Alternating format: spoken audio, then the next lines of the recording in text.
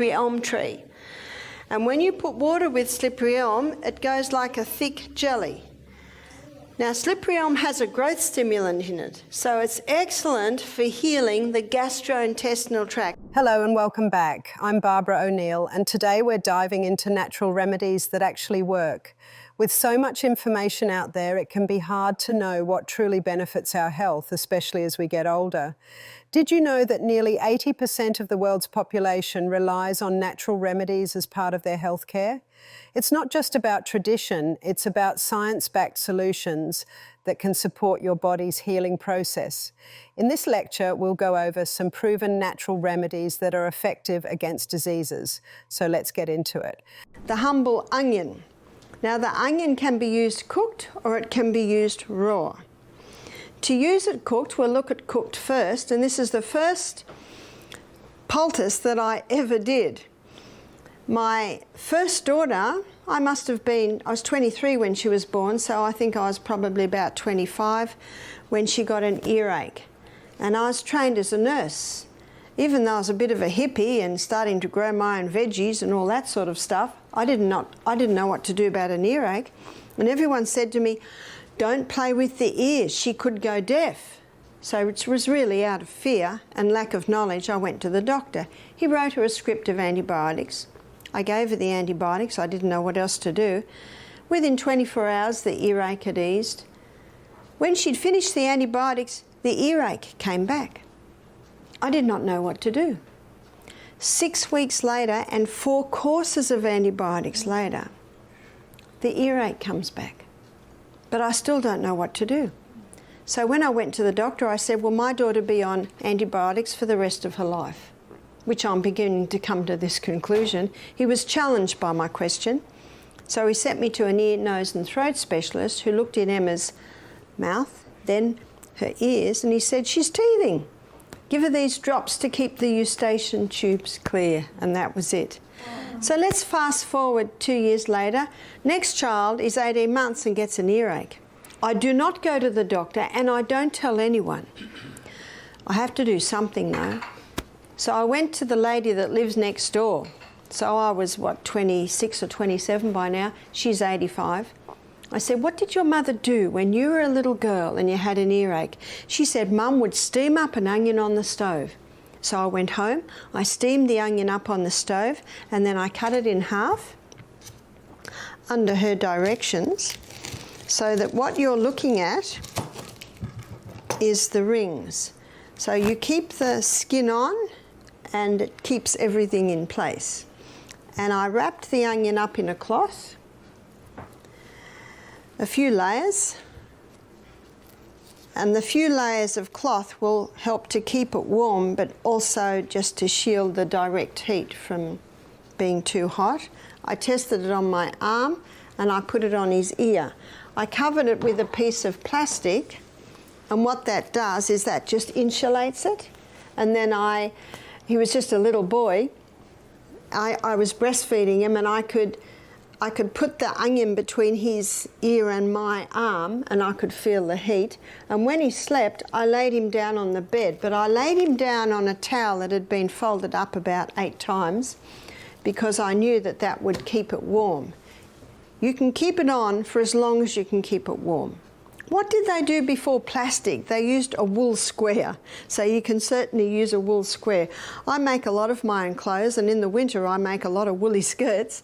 So I have squares, and you can also put a woolen square just this side of the plastic so that the plastic doesn't even touch you, but it is stopping the moisture going through and insulating it and keeping it warm.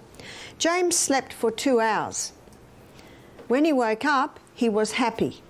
I watched him all day and the next day and the next day. That was it. The onion poultice helps with earaches because onions have natural anti-inflammatory and antibacterial properties. When you heat the onion, it releases compounds like quercetin, which can reduce swelling and help fight off infections. By placing the warm onion on or near the ear, the heat also increases blood flow, which can help speed up the healing process. Onions are also known to draw out excess fluid, which can be helpful if the earache is caused by a buildup of fluid in the ear. This helps reduce pressure and pain. So using an onion as a natural remedy can help ease the symptoms and give the body a bit of a boost in healing. The other place that you can use a cooked onion is for a boil. A lady told me about this. She had a boil on her back and she told her friend, and she said, we need to cook up an onion. See, an onion is a drawer. And she put the onion straight onto the boil. Obviously she waited till it wasn't going to burn her, but it was still quite hot. And then she put that plastic square over again. If you don't want plastic on the skin, and I can understand that, you can put a wool there because wool will insulate. And then she taped it on. And she left it there for 24 hours. And when she took it off, everything came out. She said she's never had a boil resolve so quickly. So what the heat does, it draws it to a head, and the onion's drawing it to a head, and then it all comes out. Using a cooked onion for a boil is effective because onions have natural drawing properties. When heated, onions release compounds that help pull out pus and fluid from the infected area. The warmth increases blood circulation, which aids in fighting infection and promotes healing. When you apply the warm onion to the boil, it encourages the pus to rise to the surface, helping the boil come to a head. The moisture from the onion also softens the skin, making it easier for the boil to drain. Covering the onion with a cloth or wool helps keep the heat in and ensures the poultice stays in place. Many people find that this simple remedy can speed up the healing process significantly. And what I'm going to do now might surprise you. I'm going to put the onion on the bottom of the feet. So why do we put the onion on the bottom of the feet? We put the onion on the bottom of the feet because the bottom of the feet, or the feet I should say, are a reflex for the chest. And we're going to put the onion on the bottom of the feet for if someone has a bad cough in the night. And I'm going to use a plastic bag. Now at Misty Mountain we buy boxes of starch bags, so they're made out of starch, and that would be the best. Now if you don't have starch bags, you can certainly use a cloth. So you might use a cloth, put the onion like that and put it in the bag, and then what you do is you put your foot on the onion like that, and then you twist it around and put a sock on. So the bottom of the feet is touching the onion, and then you put a sock on and it holds it in place. Now my grandson, he was 3 at the time, I was visiting my daughter and he had a bad cough, and she gave him a hot bath, which always eases the cough, and put him to bed, and he was coughing and coughing and coughing and coughing. And we thought he'll be asleep in a minute, but he kept coughing and coughing. So after half an hour I said to Em, let's do the onion. So we got him up, we chopped up an onion and put half the onion chopped up on one foot and half on the other foot, and put him to bed. Not one more cough. It's almost unbelievable. You almost have to do it to believe how incredible it is. Using onion on the feet is a popular home remedy that some believe can help with respiratory issues. The idea is that onions can draw out toxins and provide relief from coughs and congestion. Onions have natural anti-inflammatory properties, which might soothe the throat when placed on the feet. Many people find this method appealing because it's easy to do and doesn't require much. Even though there isn't a lot of scientific backing for it, many report feeling better after trying it. So I'm going to write the recipe for flu bomb up here. So flu bomb. And when you taste it, it'll seem like you've just drunk a bomb. Garlic. Now, someone loves garlic, they might have 2 cloves, but approximately 1 clove. And if I was doing it for a child, I'd use a very tiny little clove, and that's crushed. The next ingredient is ginger, and we'll be talking about ginger this evening. And this is about 1/4 teaspoon, and that's finely chopped. So they're the first 2 ingredients in the flu bomb. The third ingredient is the juice of a lemon. It's usually 1 lemon juice. And the Next ingredient is honey, and usually 1 teaspoon. The next ingredient is eucalyptus oil.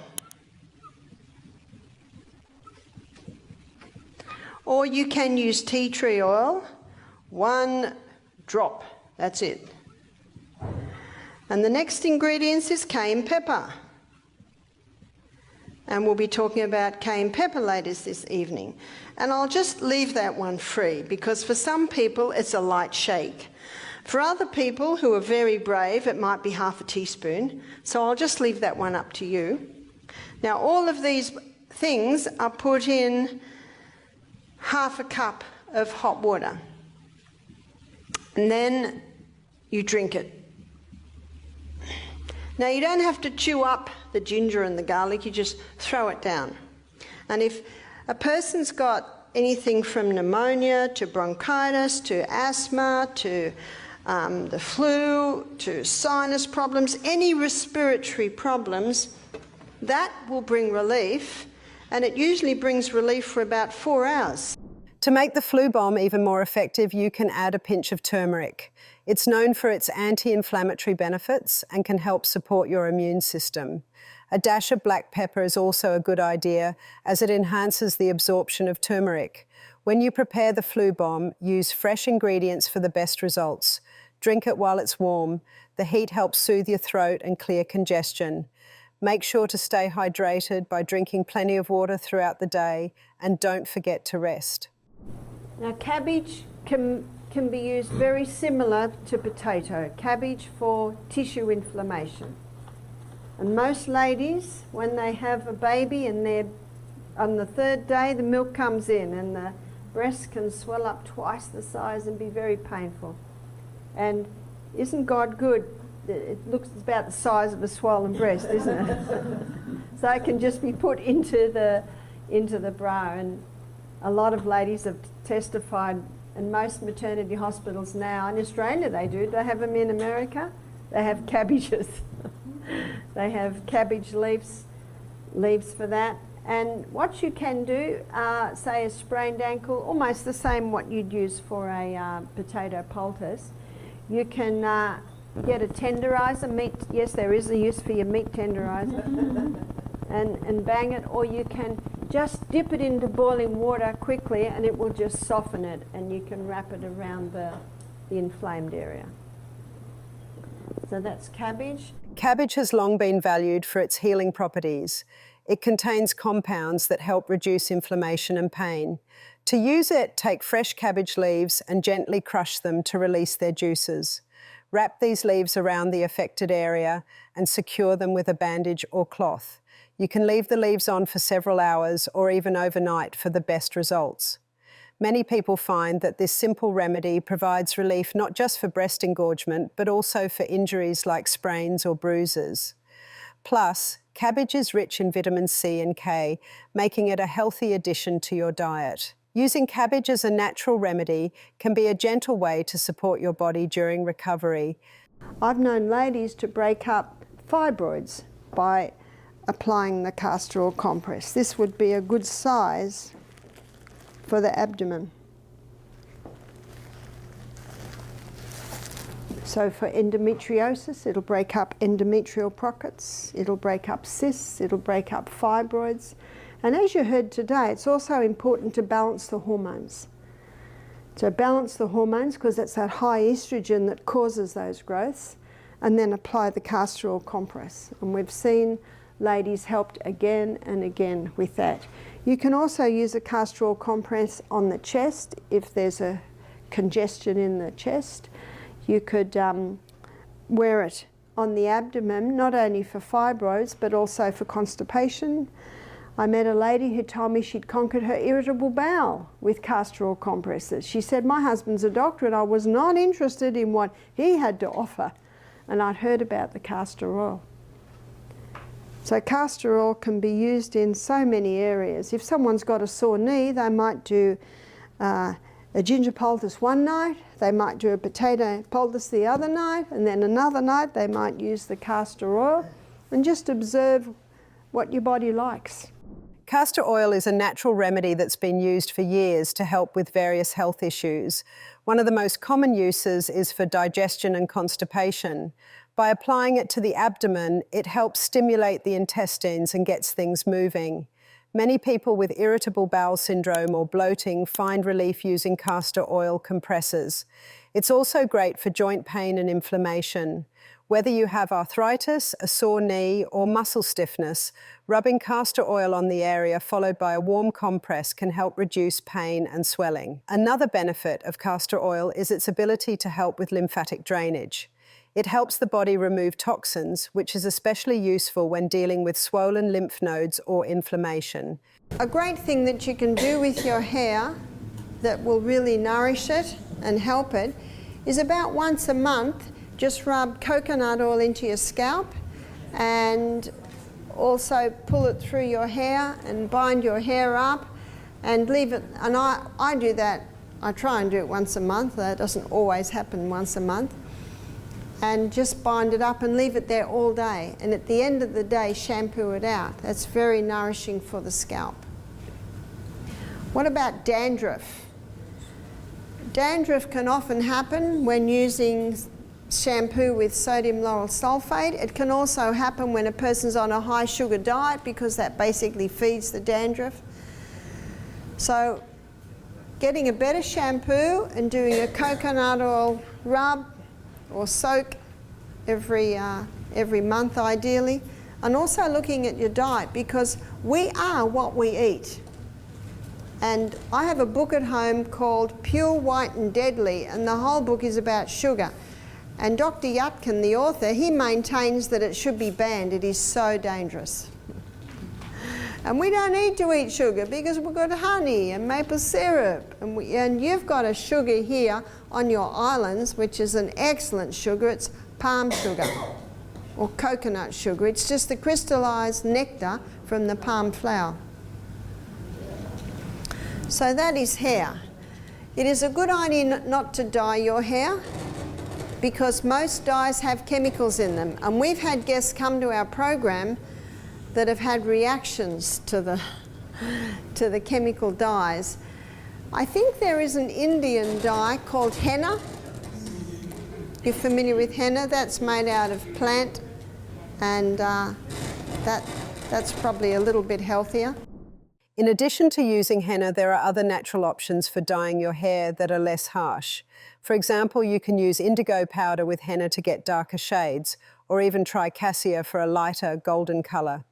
These plant-based dyes are often better for your scalp and hair, especially if you're sensitive to chemical dyes or have had reactions to them before.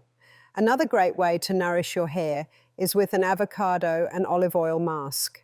Avocados are packed with healthy fats and vitamins that can deeply condition your hair, while olive oil helps add shine. To make this mask, just mash up a ripe avocado and mix it with 2 tablespoons of olive oil. Spread it throughout your hair, focusing on the ends, and leave it on for about 20 to 30 minutes before washing it out. On top of these treatments, taking care of your overall health will also make a big difference for your hair. Drinking enough water, eating a balanced diet with plenty of fruits, veggies, and healthy fats, and keeping your stress levels low with activities like yoga or meditation can really help keep your hair strong and healthy in the long run. Thank you so much for watching. I hope you found these natural remedies helpful and are excited to try them out in your own life. Remember, nature provides us with powerful tools to support our health, and it's all about knowing which ones truly work. If you enjoyed this video, don't forget to give it a thumbs up and subscribe for more health tips and natural solutions. I'd love to hear your thoughts or experiences with any of the remedies we discussed, so feel free to drop a comment below. Take care, stay healthy, and I'll see you in the next video.